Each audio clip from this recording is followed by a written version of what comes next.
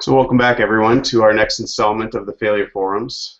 Today we have entrepreneur, CEO, and founder Jon Wittmayer of inSphere. Jon was an entrepreneur in the local Twin Cities market, and just recently had made the decision to shut down his startup. We want to take a few minutes to learn a little bit about Jon and in inSphere, the company, and to better understand that decision-making process, to pull the plug and to start anew. So without further ado, I'd like to welcome our guest, Jon Wittmayer, former CEO and founder of inSphere Technology. Thanks, Matt. How are you doing today? I'm doing great, Jon. So you and I have known each other for a while, and it's been fun to watch your attempt to get this product off and off the ground and running. Can you tell us a little bit about inSphere and how you came up with the idea for the company? Yeah, sure. So inSphere is really established to help people better get to know others in their professional network. So much like what a CRM tool does for business-to-business transactions, inSphere was there to help individuals better get to know other individuals in their professional network. Get to know things about them personally, professionally, things that maybe their LinkedIn profile doesn't highlight. And so I noticed that when I found myself in transition in 2010, I was having a difficult time really getting to know the individuals that I was networking with or getting to meet. So I was meeting 10 to 15 people a week, and I couldn't remember on Friday who I met on Monday, let alone anything about them.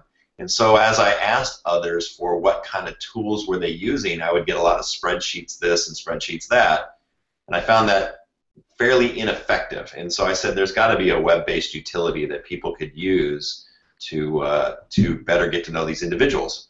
I couldn't find one out there, and I said, well, let's see, this might be an opportunity here. And so that led me on the path towards inSphere. Very cool. So about how long total were you up and running with inSphere?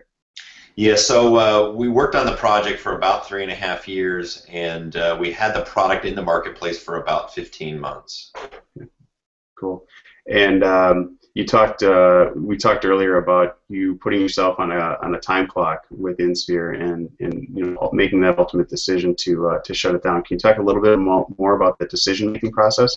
Yeah, so one of the things that I noticed about 6 months or so into having the product out into the marketplace, we weren't quite getting the market reception that I thought that we might, based on some early comments and outlook from our beta users and from others in the community that were in the same position I was.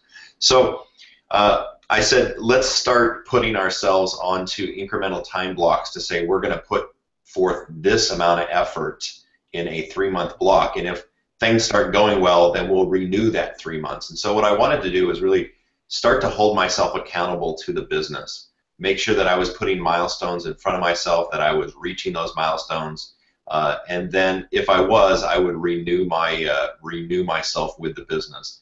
I think oftentimes entrepreneurs just get too bogged down into this world of continual development and continual effort, and never stop and take a look at where am I at today. And I think putting that time block in there allowed me to do that. Right. Yeah, forcing yourself to take that time to step back, evaluate the business, where is it going, and is it moving in the direction I expected? That's exactly right. Talk a little bit about how was that a difficult decision for you to pull the plug on the initiative? Well, there's always an emotional connection to the product or the startup that you founded and you had the concept and idea for. So in some senses, yes, it was difficult, but I think once I was able to get through a couple of those time blocks that I put myself through, I was really able to step back, and more objectively take a look at where is the business today, what are the efforts that we were able to accomplish, and what do I think needs to be done to actually move the business forward as well.